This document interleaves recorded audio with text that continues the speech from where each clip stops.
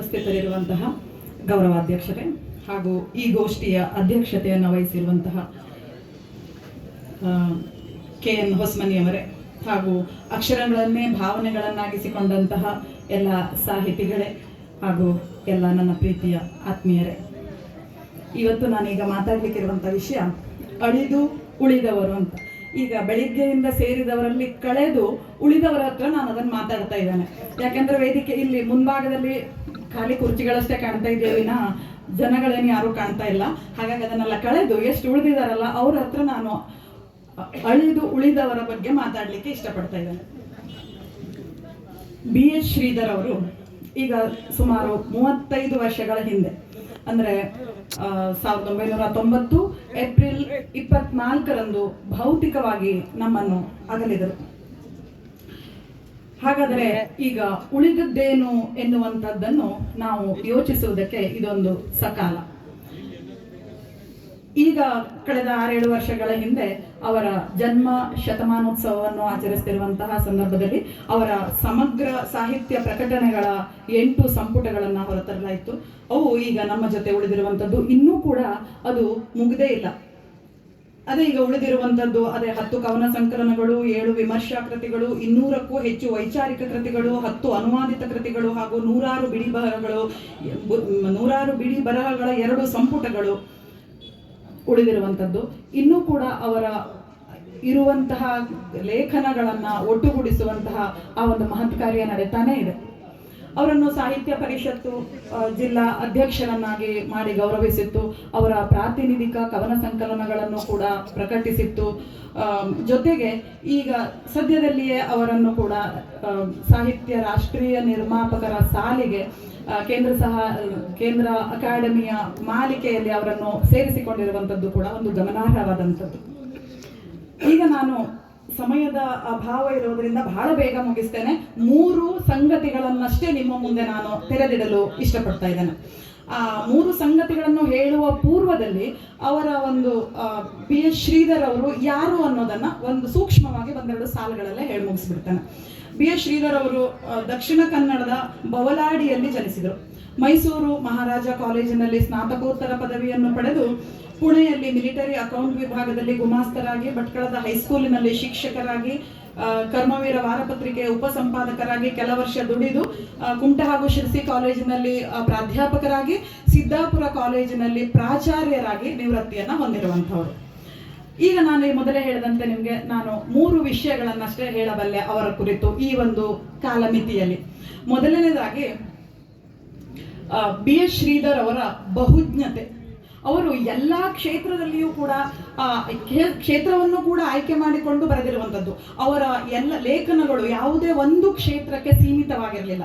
ಎಲ್ಲ ಕ್ಷೇತ್ರಗಳನ್ನು ಅದು ಒಳಗೊಂಡಿತ್ತು. ಅದು ತತ್ವಶಾಸ್ತ್ರ ಇರ್ಬೋದು, ರಾಜ್ಯಶಾಸ್ತ್ರ ಇರ್ಬೋದು, ಇತಿಹಾಸ ಇರ್ಬೋದು, ಮೂರ್ತಿಶಾಸ್ತ್ರ ಇರ್ಬೋದು, ಯಾವುದೇ ಕ್ಷೇತ್ರವನ್ನಾದರೂ ಕೂಡ ಅವರು ಆಯ್ಕೆ ಮಾಡ್ಕೊಂಡು ಬರೆದಿರುವಂಥದ್ದು ಅವರ ಬಹುಜ್ಞತೆಯನ್ನು ತೋರಿಸುವಂಥದ್ದು. ಎರಡನೇದು ಅವರ ವ್ಯಾಪ್ತಿ ಬಹಳ ವಿಸ್ತಾರವಾಗಿರುವಂಥದ್ದು. ಅದು ಎಷ್ಟು ವಿಸ್ತಾರ ಅಂದ್ರೆ ಉತ್ತರ ಕನ್ನಡದಲ್ಲಿ ಕುಳಿತು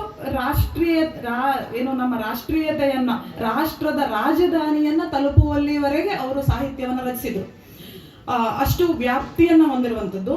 ಜೊತೆಗೆ ಸುಮಾರು 60ರಿಂದ 80ರ ದಶಕಗಳಲ್ಲಿ ಯಾವುದೇ ಪತ್ರಿಕೆಯನ್ನು ನೋಡಿದರೂ ಕೂಡ ಅಲ್ಲಿ ಕಡ್ಡಾಯವಾಗಿ BH ಶ್ರೀಧರ್ ಅವರ ಒಂದು ಲೇಖನ ಇದ್ದೇ ಇರ್ತಾ ಇತ್ತು.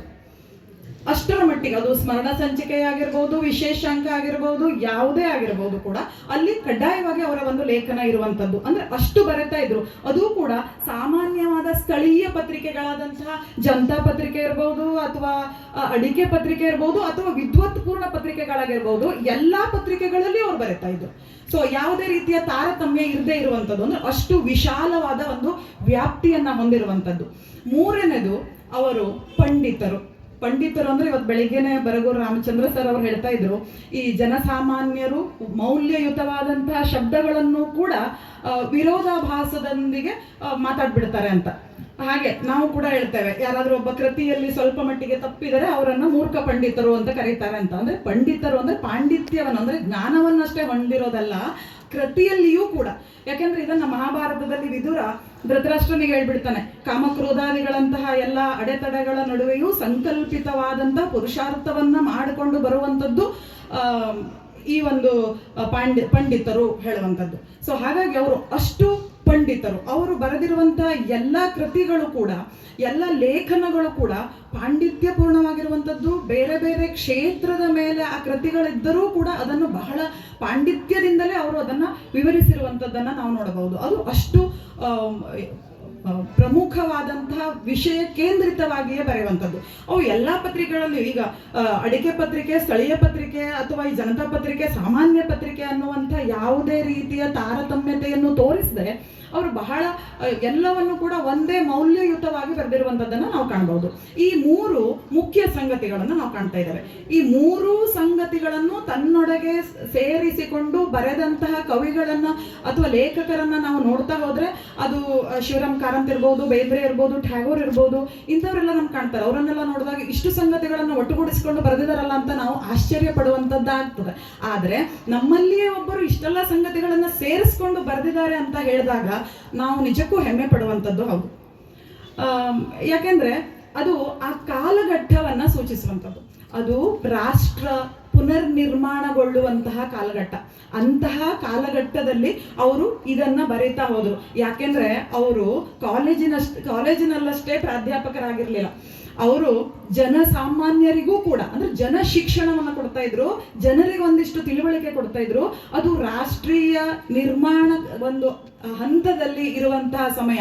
ಯಾವುದು ಬೇಕು, ಯಾವುದು ಬೇಡ, ಇದು ಬೇಕು, ಇದು ಬೇಡ, ಪೂರ್ವ ಪಶ್ಚಿಮ ಹೇಳುವಂತಹ ವಾಗ್ವಾದಗಳಿರುವಂತಹ ಸಮಯದಲ್ಲಿ ಇಲ್ಲಿ BH ಶ್ರೀಧರ್ ಅವರು ಅವರ ಕಾಲಘಟ್ಟದಲ್ಲಿ ಸ್ವಲ್ಪ ಮಟ್ಟಿಗೆ ನಿರ್ಲಕ್ಷಿತರಾಗಿದ್ದರು ಅನ್ನುವಂಥದ್ದು ಕೂಡ ನಮ್ಗೆ ಕಂಡು ಬರುವಂಥದ್ದು. ಆದರೆ ಅವರು ನಿರ್ಲಕ್ಷಿತರಾಗಿರುವಂಥದ್ದು ಬರವಣಿಗೆಯಲ್ಲ, ಲೌಕಿಕದಲ್ಲಿ. ಯಾಕೆಂದ್ರೆ ಅವರು ಇಲ್ಲಿಯ ಘಟನೆಗಳನ್ನ ಸೇರಿಸಿಕೊಂಡು, ಅದೇ ಈಗಾಗಲೇ MJ ಹೆಗ್ಡೆ ಸರ್ ಹೇಳ್ದಂಗೆ, ಇಲ್ಲೇ ಇದ್ದವರು ಇಲ್ಲಿಯ ನೋವನ್ನ, ಕಷ್ಟವನ್ನ, ಇಲ್ಲಿಯ ಇರುವಿಕೆಯನ್ನ ಚಿತ್ರಿಸಿದ್ರು. ಹಾಗಾಗಿ ಇವರು ಕೂಡ ಅದನ್ನೇ ಮಾಡ್ತಾ ಇದ್ರು. ಜನರಿಗೆ ಏನು ಕೊಡಬೇಕು, ಹ್ಯಾಕ್ ಕೊಡಬೇಕು ಹೇಳೋದ ರೀತಿಯಲ್ಲಿ, ಯಾವ ರೀತಿಯಲ್ಲಿ ಎಲ್ರಿಗೂ ತಿಳಿ ಹೇಳಬೇಕು ಹೇಳುವಂತ ರೀತಿಯಲ್ಲೂ ಅವ್ರು ಬರೀತಾ ಹೋದ್ರು. ಕೆಲವೊಮ್ಮೆ ಅವರಲ್ಲಿಯೂ ಒಂದಿಷ್ಟು ವಿರೋಧಾಭಾಸಗಳು ಕಂಡು ಬಂದಿದ್ದೂ ಕೂಡ ಇದೆ, ಇಲ್ಲ ಅಂತಲ್ಲ. ಯಾಕಂದ್ರೆ ಅವರ ಮೊದಲಿನ ಬರವಣಿಗೆಗೂ ಕೊನೆಯ ಬರವಣಿಗೆಗೂ ಬಹಳಷ್ಟು ವ್ಯತ್ಯಾಸಗಳನ್ನು ನಾವು ಕಾಣ್ತೇವೆ. ಆ ಒಂದು ವ್ಯತ್ಯಾಸಗಳು ಅವರ ನಿಲುವನ್ನು ಒಮ್ಮೊಮ್ಮೆ ತೋರಿಸ್ಬಿಡ್ತದೆ. ಅದು ಹೇಗಿದೆ ಕೇಳಿದ್ರೆ, ಅವರು ಮೊದಲನೇದಾಗಿ ಒಂದು ಏನೋ ತಪ್ಪಾಗಿ ಬರೆದದ್ದನ್ನ ನಂತರ ಪುನರ್ವಿಮರ್ಶೆ ಮಾಡಿಕೊಂಡು ಅದನ್ನು ತಾನೇ ಸರಿಪಡಿಸಿಕೊಂಡಂತಹ ಹೃದಯ ವೈಶಾಲ್ಯತೆಯನ್ನು ಕೂಡ ನಾವು ನೋಡ್ತೇವೆ. ಯಾಕೆಂದ್ರೆ ಅವರು ಈ ನವ್ಯವನ್ನು ಮೊದಲಿಗೆ ಬಹಳ ವಿರೋಧಿಸಿದವರು, ಅದರ ಬಗ್ಗೆ ಧ್ವನಿ ಎತ್ತಿ ಮಾತಾಡಿದವರು. ಅವರ ಆಗ್ರಹದ ನುಡಿಗಳು ಕೂಡ ಆ ಕಾಲದಲ್ಲಿ ಒಮ್ಮೆ ಬಹಳ ಹೈಲೈಟ್ ಆಗಿದ್ದನ್ನು ಕೂಡ ನಾವು ನೋಡ್ತೇವೆ. ಆದರೆ ಇದೇ BH ಶ್ರೀಧರ್ ಅವರು ಈ ಒಂದು ನವ್ಯ ಕಾವ್ಯದ ಪಿತಾಮಹನಾಗಿರುವಂತಹ TS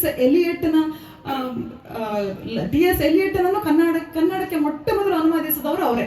ಅಡಿಗರ ಲೇಖನವನ್ನ ವಿಮರ್ಶಿಸಿದವರು ಅವರೇ. ಆದ್ರೆ ಅವರಿಗೆ ಯಾವುದೇ ರೀತಿಯ ಪೂರ್ವಾಗ್ರಹ ಇರಲಿಲ್ಲ. ಅವರ ದೃಷ್ಟಿಯಲ್ಲಿ ಮೊಟ್ಟ ಮೊದಲು ನೋಡಿದಾಗ ಅವ್ರು ಅಂದ್ಕೊಂಡ್ರು ಈ ನವ್ಯವನ್ನು ನೋಡುವಂತಹ ಪರಿಕರ ನಮ್ಮಲ್ಲಿಲ್ಲ ಅಂತ.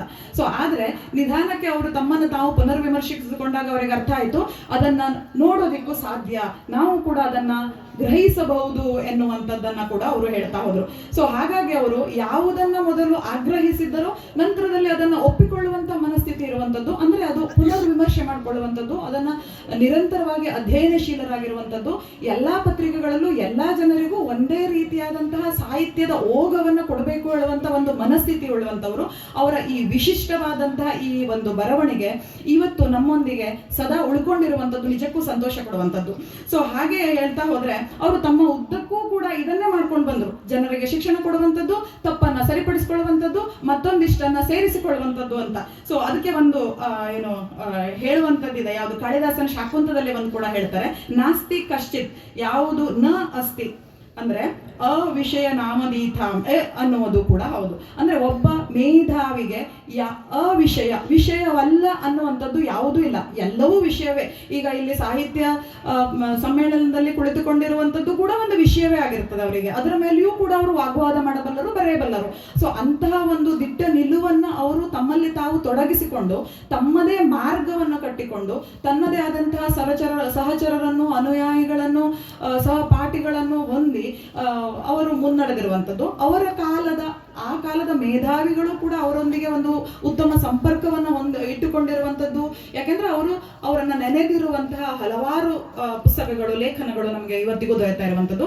ಹಾಗಾಗಿ ಈ BH ಶ್ರೀಧರ್ ಅವರನ್ನ ಈ ರಾಷ್ಟ್ರ ಸಾಹಿತ್ಯ ನಿರ್ಮಾಪಕರು ಹೇಳುವಂತಹ ಈ ಕೇಂದ್ರ ಸಾಹಿತ್ಯ ಅಕಾಡೆಮಿಯ ಮಾಲೆಯಲ್ಲಿ ಸೇರಿಸಿಕೊಂಡು ಇವತ್ತಿಗೂ ಅವರು ನಮ್ಮೊಂದಿಗೆ ಉಳಿಯುವಂತೆ, ಸದಾ ಉಳಿಯುವಂತೆ ಮಾಡಿರುವಂಥದ್ದು ನಿಜಕ್ಕೂ ಶ್ಲಾಘನೀಯ. ಮತ್ತು BH ಶ್ರೀಧರ್ ಅವರು ಅದಕ್ಕೆ ಒಂದು ಸರಿಯಾದ ಪ್ರತಿನಿಧಿ ಅಂತ ಹೇಳ್ತಾ, ನನಗೆ ಈ ಒಂದು ಅವಕಾಶವನ್ನು ಕಲ್ಪಿಸಿಕೊಟ್ಟಂತಹ ಈ ಒಂದು ಸಮ್ಮೇಳನದ ಎಲ್ಲ ಆಯೋಜಕರಿಗೂ ಕೂಡ ನಾನು ತುಂಬ ಹೃದಯದ ಧನ್ಯವಾದಗಳನ್ನು ಹೇಳ್ತಾ ನನ್ನ ಮಾತನ್ನು ಮುಗಿಸ್ತೇನೆ.